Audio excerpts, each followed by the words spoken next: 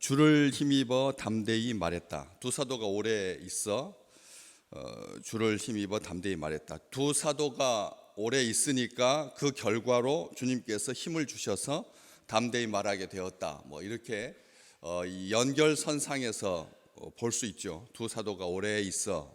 근데 결과론적인 그런 오래 있어가 아닙니다. 주님 앞에서 오래 있었기 때문에 주님께서 뭘 준다, 이건 아닌 거죠. 오래 있다라고 하는 말, 두 사도가 오래 있다라고 하는 말은 이 자기 노력도 분명히 필요합니다. 어떤 곳에서 버틴다, 오래 있다라고 하는 말이 그냥 버틴다, 힘겹게 겨우 살아간다, 이런 의미라면 인간의 노력도 조금 가미가 될 수가 있고요. 또 건강한 오래 있음, 우리 주님께서 오래 참고 또 자기 자리를 지키고 한결 갖고 하는 것은 약간의 인간의 노력이 있을 것처럼 보이지만 전적으로 그건 하나님께서 주시는 은혜이고 능력이다 라고 하는 점에서 주를 힘입어가 앞쪽으로도 꾸밀 수 있고 뒤로도 꾸밀 수가 있는 겁니다.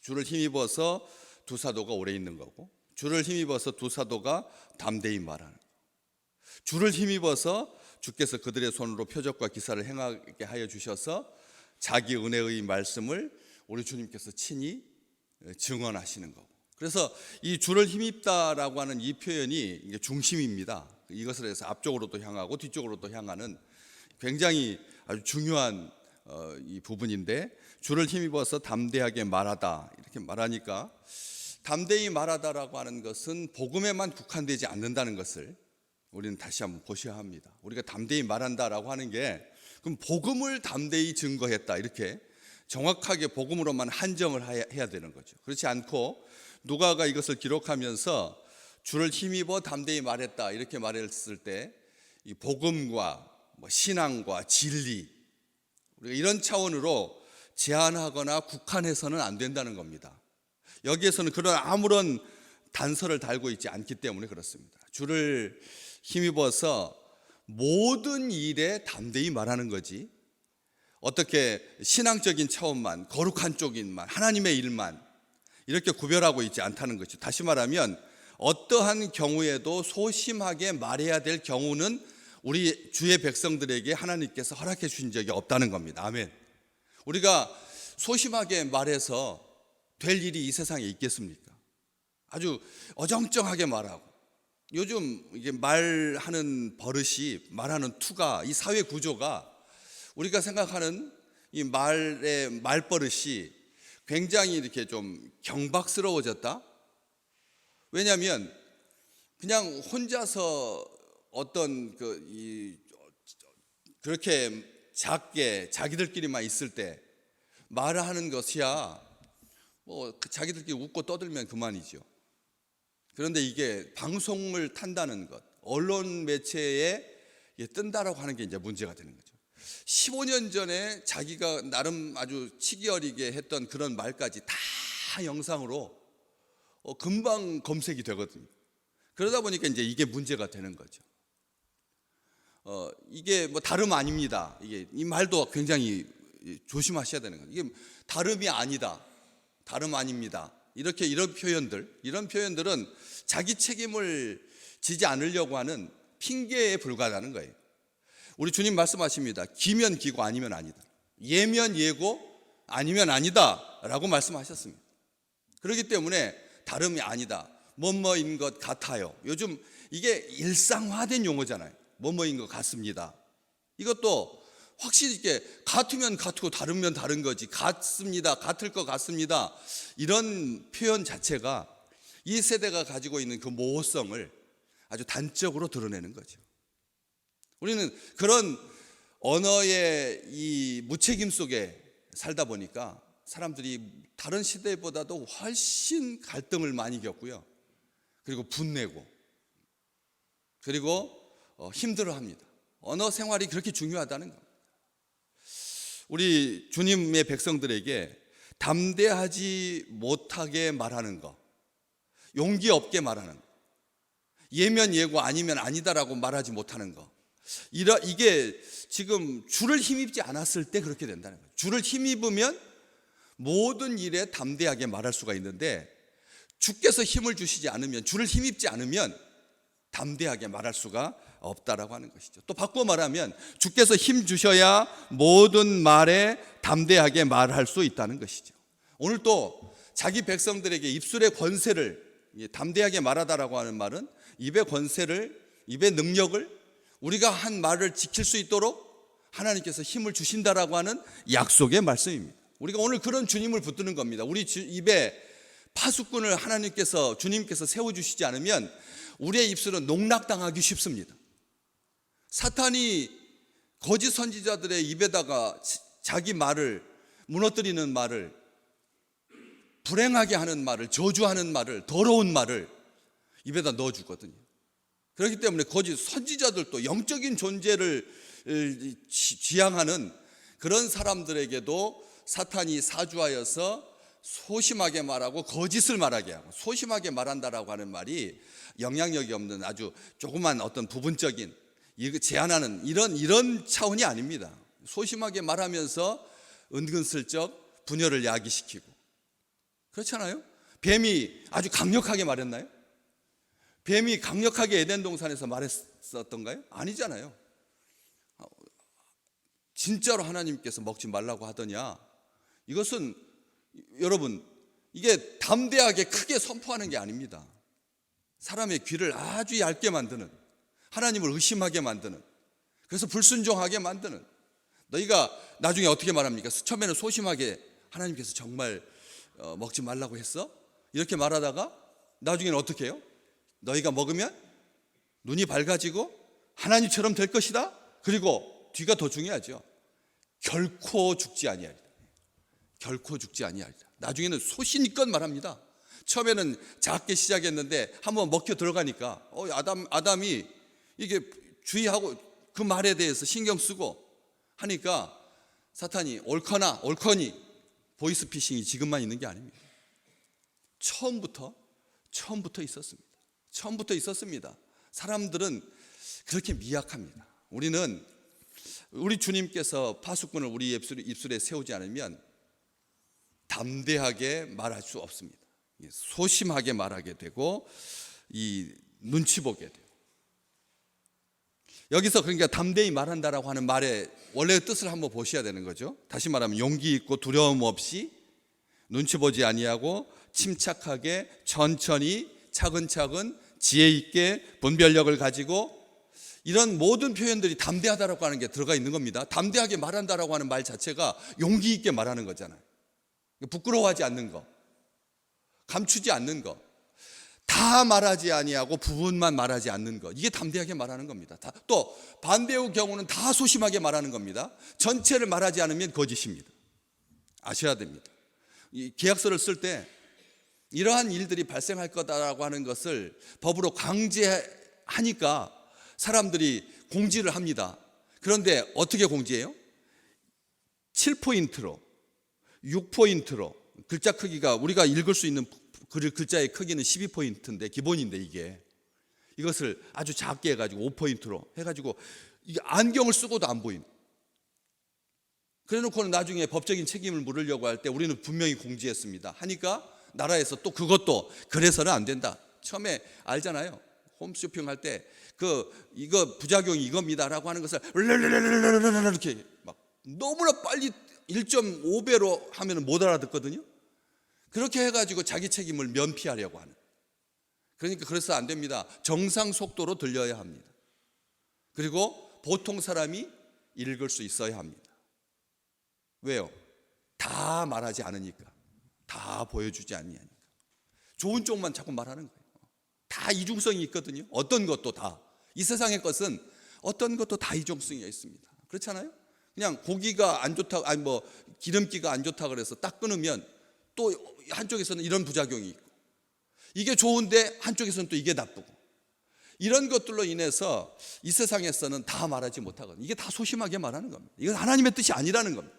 담대하게 말한다라고 하는 말에 여러 가지 이런 것들이 이중적인 요소를 가지고 있으니까 담대하게 말했다라고 하는 것은 우리 주님께서 힘을 주실 때 담대하게 말할 수 있다라고 하는 고백이며 우리를 향한 축복이고 약속인 거죠. 오늘 말할 때 중언부언하는 거, 이것도 하나님의 뜻이 아니다. 우리 주님께서 말씀하셨어요. 중언부언하지 말라고. 뭐 기도할 때만, 그리고 하나님의 말씀을 선포할 때만 제한적으로 적용되는 게 아닙니다. 이 중언부언 말하는 것, 이러한 것들. 그렇기 때문에 담대하게 말한다라고 하는 말은 여러 가지 있는 것 중에서 솔로몬이 그 경우를 딱 한정해서 우리에게 보여주는 게 뭡니까? 아주 때에 맞는 말이 담대한 말이다. 때에 맞는 말. 이게 용기가 없으면 때에 맞게 뭘 하는 거죠. 다 지나간 다음에 자기 혼잣말 하는 거. 용기가 없는 거잖아요. 타이밍을 못 맞춘 거죠. 그렇기 때문에 잠언 25장 11절 말씀에 보면 경우에 합당한 말은 아로새긴 은쟁반에 금사관이라. 이거 그렇게 있잖아요. 경우에 합당한 말이 무슨 뜻인데요? 타이밍에 딱 맞는, 다른 사람을 배려하는, 타이밍에 맞는다라고 하는 것을 또 보여주는 것이 잠언 27장 14절에도 기록되어 있습니다. 이른 아침에 큰 소리로 이웃을 축복하면 뭐가 된다고요? 저주같이 여기게 되느니라. 잠언 27장 14절 말씀. 이른 아침에 큰 소리로 문안하는 거, 여러분 이게 문안하는 건데요. 뭐 잘 지내셨어요? 간밤에 잘 잤어요? 편안하셨습니까? 이렇게 큰 소리로 말하는 거, 이것은 사람을 깜짝 놀라게 하는 거고, 오히려 저주같이 여기게 되는 거예요. 이웃을 이른 아침에 큰 소리로 이웃을 축복하는 건데, 오늘 잘 되세요라고 하는, 오늘 행복하게 사십시오, 이렇게 말해주는 건데도 큰 소리로 하면 이른 아침에 타이밍이 틀린 거죠. 그래서 저주처럼 여기게 된다. 때와 장소를 적절하게 분별해야 된다. 담대하게 말한다라고 하는 말은 차별하지 않은 말이죠. 요즘 편가르지 않아야 되는데 담대하지 못하니까 자꾸 이쪽 편 해가지고 간호사하고 의사하고 싸우게 만들어. 간호조무사하고 간호사하고 싸우게 만들어. 약사하고 싸우게 만들어. 이것은 악한 일입니다. 편가르게 만드는 것은. 왜요?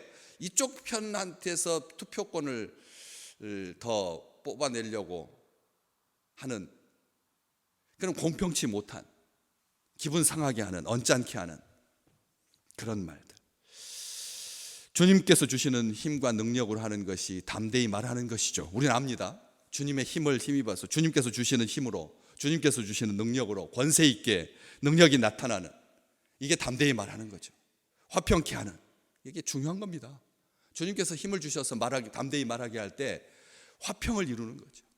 화평케 하는, 돌이키게 하고 다시 시작하게 하고 사랑하게 하는, 이게 주님께서 힘 주셨을 때 담대하게 말함으로 말미암은 결과들 아니겠습니까?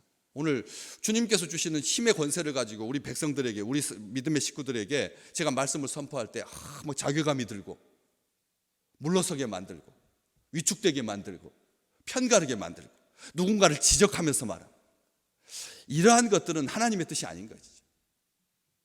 칭찬하고 격려하고 균형 잡히고 인정해주고. 특별히 바울은 골로새 교회에 쓴 편지 골로새서 4장 6절 말씀에 항상 은혜 가운데서 소금으로 고르게 함같이 말하라. 누구든지 말하려고 하면 어떻게 하라고요?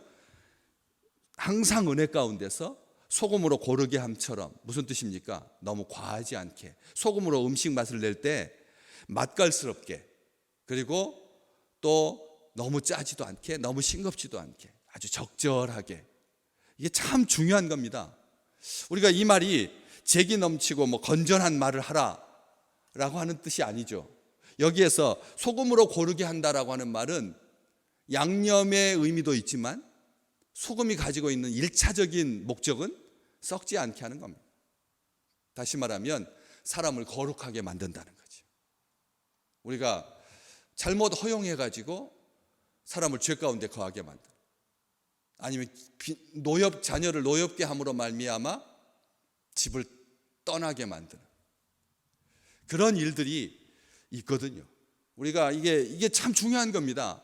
제한선을 어디까지 둘 거냐. 이게 자기 감정을 절제하지 못해서, 통제하지 못해서 이 막 나가는 말이 자녀들에게 분노의 화살이 되고, 그리고 어긋나게 가는 그 누구죠?